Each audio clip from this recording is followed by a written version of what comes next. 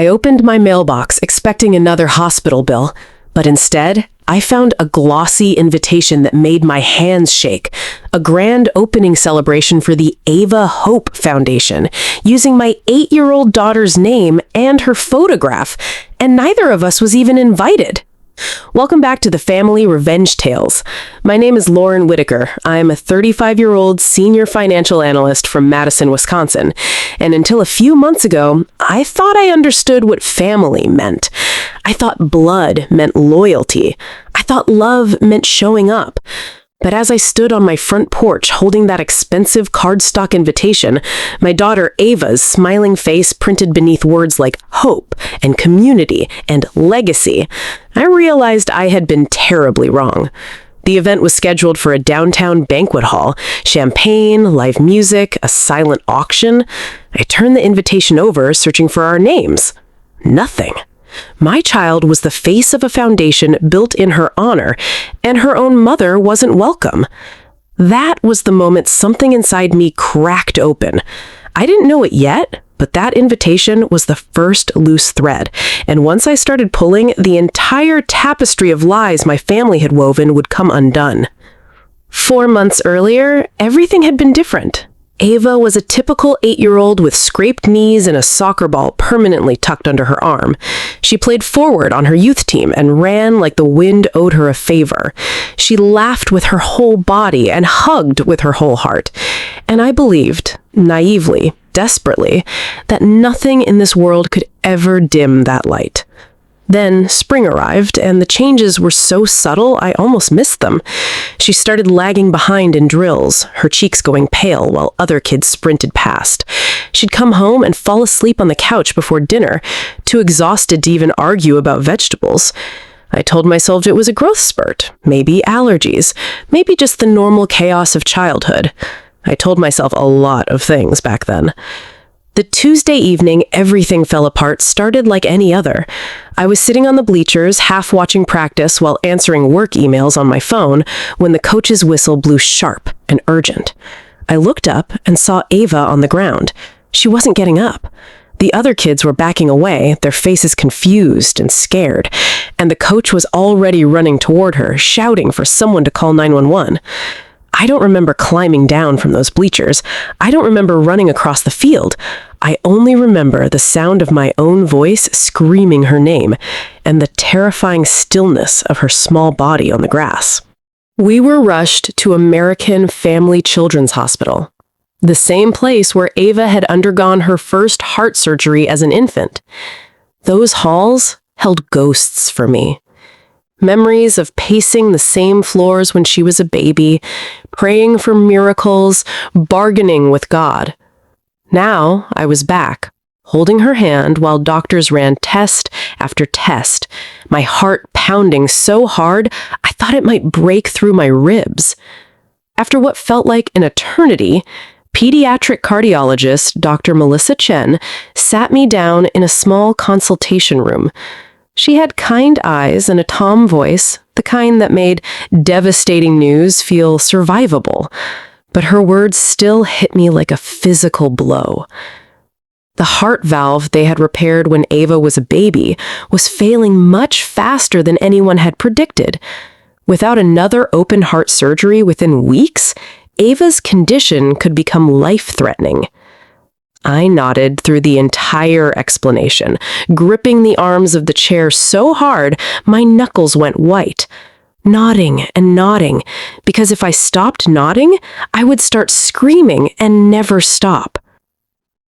The days that followed became a blur of insurance paperwork, leave requests from work, and endless phone calls to schedule consultations and pre-surgical appointments. I moved through it all on autopilot, my mind laser-focused on a single goal, getting Ava through this. During those exhausting, terrifying days, my older brother Tyler showed up at my house with a determined look on his face. He sat at my kitchen table, pushed a cup of coffee toward me, and spoke with the kind of confidence that used to make me feel protected. "You stay with Ava. We'll take care of everything else."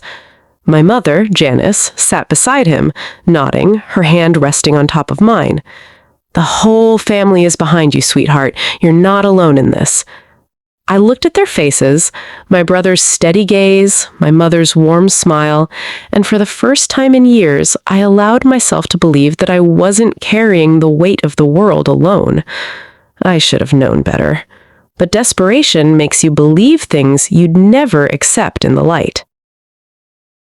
What Tyler didn't tell me was that taking care of everything meant launching a public fundraising campaign without my permission. I found out the same way everyone else did, through social media posts that a friend forwarded to me. The Ava Hope campaign appeared overnight, complete with professional graphics, a donation link, and a photograph of Ava from her soccer team portrait. My daughter's face was suddenly everywhere.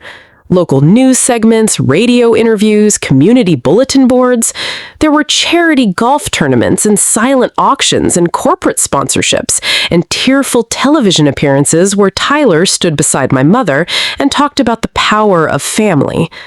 I watched one of those interviews from Ava's hospital room, my daughter sleeping in the bed beside me, a tangle of wires and monitors keeping her stable, and I felt a knot tighten in my stomach. They never asked me. They never asked Ava. But the money was pouring in, nearly $185,000 in a matter of weeks, and I convinced myself that this was just Tyler's way of helping. Maybe he was overbearing, maybe he was a little too eager for the spotlight, but his heart was in the right place. I wanted to believe that so badly, I ignored every warning bell ringing in my head.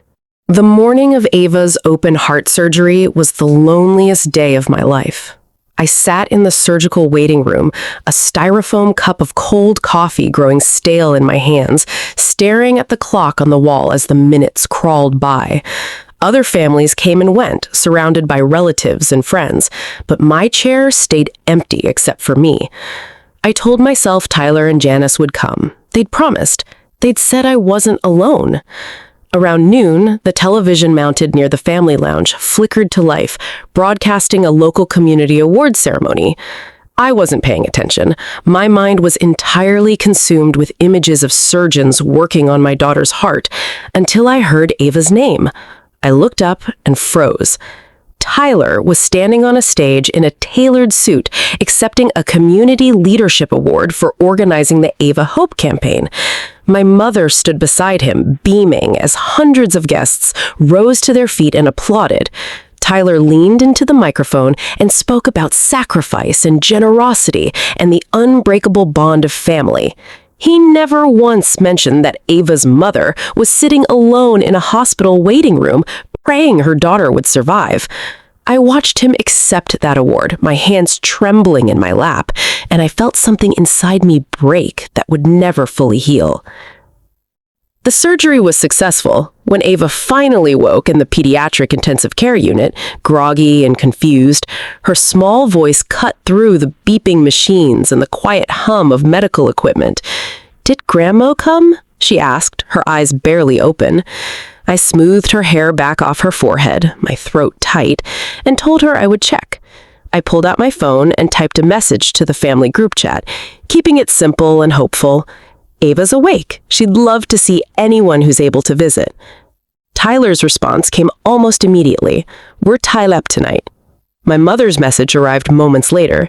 "She's stable now. Focus on taking care of her." I stared at those words until my vision blurred. No one came. Late that night, a relative quietly left the group chat without saying a word. I sat in that sterile hospital room holding Ava's hand while she slept and realized something that cracked me open from the inside. The public image of family meant more to them than the child herself. 3 weeks after we came home, the medical bills started arriving. I spread them across my kitchen table, adding up deductibles, travel expenses, medications, and the unpaid leave I'd taken from work. The total made my chest tighten with a familiar suffocating dread. Over $16,000. I pulled up the records from the Ava Hope campaign and began comparing numbers. Nearly $185,000 had been raised in my daughter's name. Only $6,000 had been applied to her actual medical expenses. When I called Tyler and asked about the rest of the money, his voice stayed smooth and reassuring. "It's being managed responsibly for Ava's future," he said. "You have enough to worry about. Trust me." I wanted to trust him. I wanted it so badly, it felt like a physical ache. But I was a financial analyst. Numbers don't lie, and these numbers were screaming at me. Then the legal paperwork arrived. I opened a thick envelope and discovered that Ava Hope had been officially trademarked. A full nonprofit organization had been established using my daughter's name, her childhood photographs, her medical story, and her likeness without my consent. The foundation's website sold bracelets and t-shirts and coffee mugs and promotional merchandise. They were advertising future fundraising events across Wisconsin, building a brand on my daughter's survival. I had never signed a single document. I had never been consulted. My child's life had become a marketing campaign, and I was expected to smile and be grateful. I called my mother, my voice shaking with barely contained rage. "Janice, did you know about this?" She sighed like I was being difficult. "Lauren, you're being dramatic. Tyler is building something beautiful in Ava's honor. You should be grateful." That was the moment the last thread of trust snapped. I hung up the phone and sat in silence, staring at the wall. And then I did the only thing that made sense to me anymore. I turned my spare bedroom into an investigation room. Using every skill I'd honed over a decade in finance, I started building a timeline on one entire wall. I pinned up receipts and fundraising totals and news articles and hospital invoices and public promises and bank records and photographs. I connected every document with string and handwritten notes, working late into the night while Ava slept down the hall. The wall became a living map of deception. I traced donations that had been funneled into accounts I'd never heard of. I tracked public pledges that had never materialized. I stood in front of that wall at 3 a.m, coffee growing cold beside me, and I finally saw the full picture emerging from the chaos. My brother and my mother had built an empire on my daughter's suffering, and I had been too trusting to notice. The next piece of the puzzle came during Ava's follow-up appointment at the hospital. Angela Morris, the hospital social worker who had been a steady source of comfort during our stay, pulled me aside with a confused expression. "I wanted to thank you and your family for that generous donation announced at the charity banquet," she said, her voice warm. $40,000 to the Children's Cardiac Program is incredible. I stared at her, my blood running cold. "What donation?" I asked. Angela's smile faltered. She explained that Tyler had publicly pledged $40,000 to the hospital during his award acceptance speech, the same speech he'd given while I sat alone in the waiting room. The applause had been thunderous. The press had covered it extensively, but when hospital administrators checked their records, the donation had never arrived. The promise was nothing but a performance. I thanked Angela and walked out of that hospital with a new kind of clarity burning in my chest. This wasn't just about greed. This was about building a reputation on empty words and stolen stories. Then came the message that changed everything.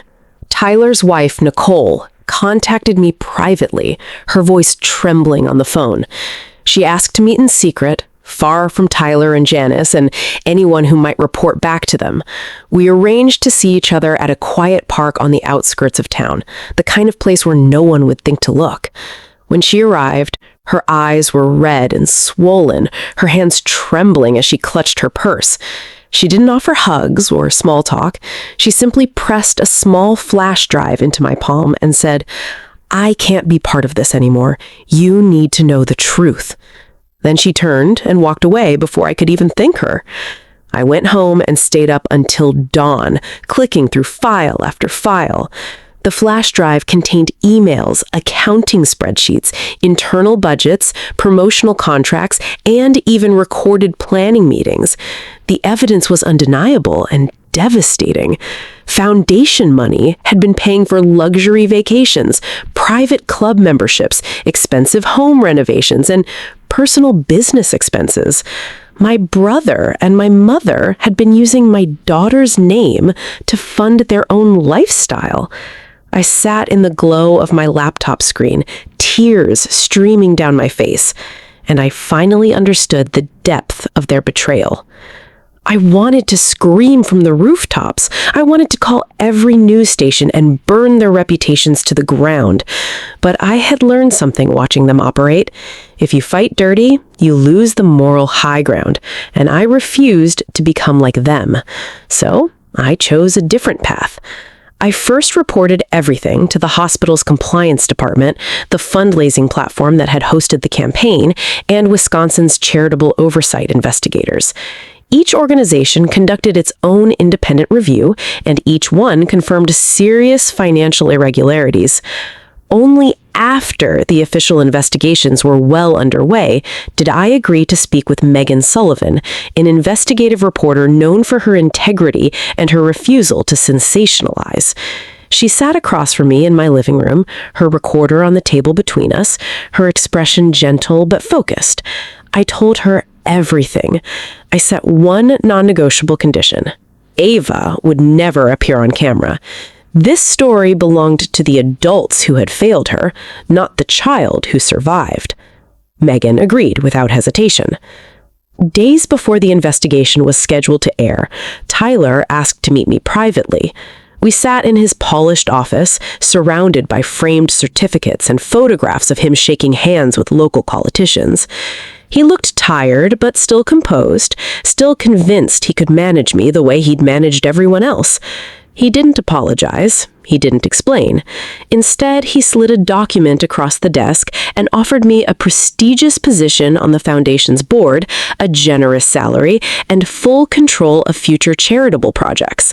All I had to do was publicly support the foundation and end the investigation. I looked at him. This man who shared my blood, who had once promised to protect us, who stood on a stage and accepted applause while my daughter fought for her life. And I felt nothing but a cold, quiet clarity. "You're not trying to fix the damage," I said, my voice steady. "You're trying to protect the family brand." I stood up and walked out without looking back. When Megan's investigative report aired, the truth finally broke free. Financial records were displayed on screen, showing luxury spending disguised as charitable expenses. Hospital officials confirmed the missing $40,000 pledge. Investigators announced active reviews and potential legal consequences. The most devastating moment, according to viewers who reached out to me afterward, was when I described sitting alone beside my daughter's hospital bed while my family celebrated themselves before cameras. I didn't cry on screen. I just told the truth, quietly and completely, and that was enough. The carefully constructed public image collapsed overnight. The fundraising campaign was permanently frozen, the foundation was dissolved, donors received refunds, and many chose to redirect their generosity directly through the hospital's audited family assistance program, ensuring every dollar actually benefited children receiving heart care. State investigators prohibited Tyler and Janice from managing charitable organizations in the future. For the first time, accountability replaced appearances. Nearly a year later, Ava underwent a follow-up heart procedure. It went smoothly, and her recovery was steady and beautiful to witness. That summer, the hospital hosted its annual Heart Heroes Picnic, a gathering for survivors, nurses, doctors, volunteers, and families who had walked through the fire together. I watched Ava run across the grass, her cheeks pink with health, chasing other kids who had survived their own battles. Nicole attended with her children, having left Tyler months earlier, and started rebuilding her life with honesty and courage. Angela, Dr. Melissa Chen, Nurse Olivia Brooks, and so many other hospital staff members welcomed Ava like she was their own. I stood off to the side, a plate of food untouched in my hands, just watching my daughter laugh with her whole body the way she used to. After a while, Ava came over and slipped her hand into mine, her small fingers warm and strong. "Mom," she said softly, looking around at all the people who had shown up for her, "this feels like what family is supposed to be." I looked around at the faces of those who had stood beside us through every surgery, every waiting room, every terrifying and hopeful moment, and I finally understood the truth I'd been searching for all along. Family is never measured by shared last names or perfect public reputations. It's measured by who quietly shows up when you need them most. If this story touched your heart, please consider subscribing to the Family Revenge Tales and sharing it with someone who needs to hear that real love isn't loud, it's present. Your support helps keep these stories of courage and justice alive. Real character isn't built by public praise or charitable headlines. It's revealed in hospital waiting rooms, difficult choices, and the people who stay long after the cameras are gone. The significant educational value in this story lies in its unflinching exposure of how easily charity can be exploited when oversight is absent and trust is blind. It teaches the importance of verifying where donated money truly goes, and reminds us that protecting a child's dignity and privacy must always come before protecting a family's reputation. Most importantly, it shows that family is not defined by blood or grand public gestures, but consistent, selfless presence. The kind of love that shows up quietly, stays through the hardest moments, and asks for nothing in return.